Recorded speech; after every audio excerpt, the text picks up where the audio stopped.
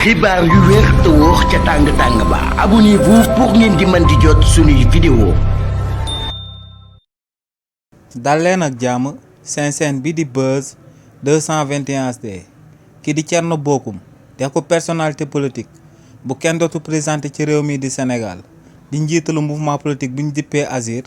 yëkkati na ay kàddu daal di xamal Sénégalais yi que ne ci dialogue national bi nga xam ne président Bassirou Diomaye Diakhar Faye moo ko daal di oote ci réew mi di Sénégal le 28 mai 2025 bi ñu jëm mais moom du fa dem te ne képp ku bokk ci opposition bi jarul nga fay dem ndax naxante institutionnel lañ fa daal di nama amal. si li ni mel ki di Thierno Bocoum ne assise nationale de la justice bi ñu daan amal ci réewu Sénégal doy na misaal ngir kenn ku bokk ci opposition bi bu mu demaat daal di uyu gouvernement bu bees bi.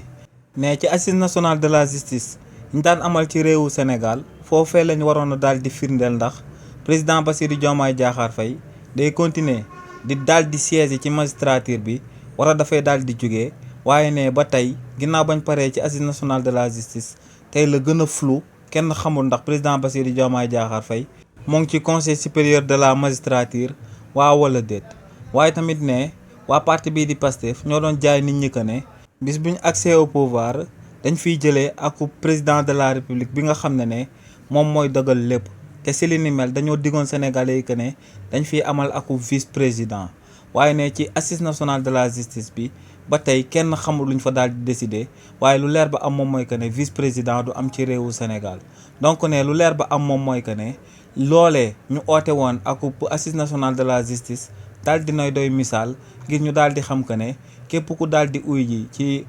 dialogue national bi nga xam ne moom la président Bassirou Diomaye Diakhar Faye daal di oote ci réewu Sénégal boo fa demee tamit lu nguur gi bëgg a décider lay décider après maanaam décision yi jël nañ ko ba noppi